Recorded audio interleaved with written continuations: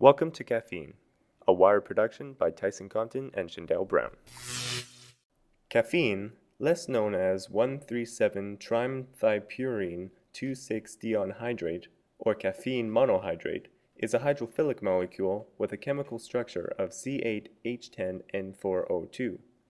The carbonyl groups on the molecule allow it to interact easily with water. These are the oxygen molecules that have double bonded with carbons. People have been taking advantage of the stimulating effects of caffeine for thousands of years by consuming plants that contain caffeine, usually by chewing the nuts or boiling the leaves. The plants also take advantage of the caffeine that is inside them. The molecule acts as a natural pesticide. Some of the most common plants containing caffeine are coca, coffee, guarana, and tea. The coca and guarana plants were first cultivated in South America, coffee in Ethiopia, and tea in China. As a popular legend says, coffee was first discovered by a goat herder who noticed his goats eating the coffee plant and behaving very energetically. Since then, coffee and caffeine has come a long way. By the 1300s, coffee was being grinded and consumed in Arabia in a similar manner as it is done today. As a result of colonization, it wasn't long until coffee and tea had spread throughout the world, and soon coffee shops started to appear in Europe. Caffeine was first extracted from the coffee plant around 1820. Since then, its use has been growing, and it was again synthesized in its purest form near the end of the 19th century. In its pure form, caffeine makes up a white powder. Ever since its extraction, caffeine has been used in many products, and its use and production are continually increasing today. Caffeine comes in many forms, and one of the most common is caffeine pills. These small capsules of pure caffeine typically range from 100 milligrams to 200 milligrams, about the same amount as an average cup of coffee. Speaking of coffee, it is considered to be the most widely used way to consume caffeine in North America. A typical 12-ounce cup of coffee contains about 170 milligrams of caffeine, while a typical venti americano from Starbucks contains 400 milligrams of caffeine. Even decaffeinated coffee contains caffeine. Your average decaf comes with about 5 milligrams of it. There are many ways to consume caffeine, including different kinds of tea, averaging about 70 milligrams per 12-ounce cup of black and 30 milligrams per 12-ounce cup of green.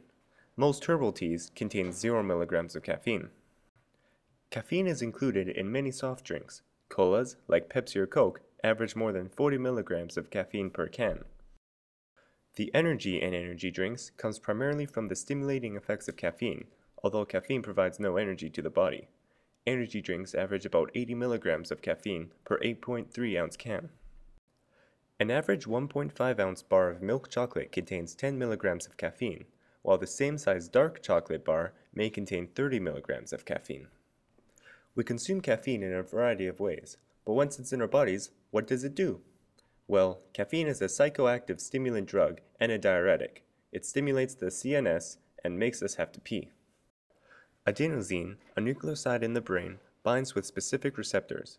When adenosine binds, the release of neurotransmitters is inhibited. These neurotransmitters would normally send messages that inhibit muscular control, cause wakefulness, and release renin. Caffeine has a similar chemical structure to adenosine, and it is able to bind to the adenosine receptor sites. This makes caffeine a competitive inhibitor of adenosine. When caffeine binds to the receptor sites, there is nothing to stop the neurotransmitters from firing. In turn, the body gets signal after signal to lose muscle control, cause wakefulness, and release renin. Caffeine inhibits water reabsorption in your kidney, meaning that there is more water in your urine. This means that urgency and frequency of urinating will increase with caffeine intake. Antidiuretic hormone, or ADH, increases the permeability of the collecting ducts for water in the kidneys. In turn, water reabsorption is increased and there is less water in the urine.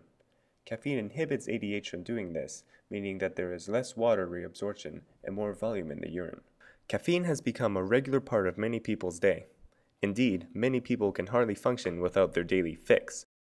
90% of Americans consume some sort of caffeine daily. Centers for caffeine consumption have sprung up all over the world. Coke and Pepsi ads are everywhere you look. Millions of people consume tea or chocolate daily, and you can often see 2 or 3 different Starbucks without having to move an inch. Yes, millions of people consume caffeine every day, and caffeine in small amounts isn't harmful to the body, but its effects should not be taken lightly. One person, in a suicide attempt, consumed 27 grams of caffeine, the equivalent of 270 caffeine pills. The person developed recurrent cardiac arrest, seizure activity, and myoclonic jerks. Caffeine has become an important part of our daily social interactions, whether that involves going for coffee with friends, a cup of tea with breakfast, or energy drinks before sporting events. Although caffeine has become widely consumed, it is important to monitor everything that you put into your body. What? Speak really loud. I don't drink coffee, and I only drink tea when I walk into somebody's room and they're like, "Hey, Arjuna, do you want some tea?" How much caffeine you consume in a day? Yeah, that's true. All right, you ready for this? Sandwich. Yeah, I'm ready for it. On an average day, probably 3 chocolate bars and 4 vitamin waters. And Do you consume in a day? 4.5. oh shit, that's a lot. Well, when I eat chocolate, that's caffeine. Yeah. And when I drink green tea, that's caffeine.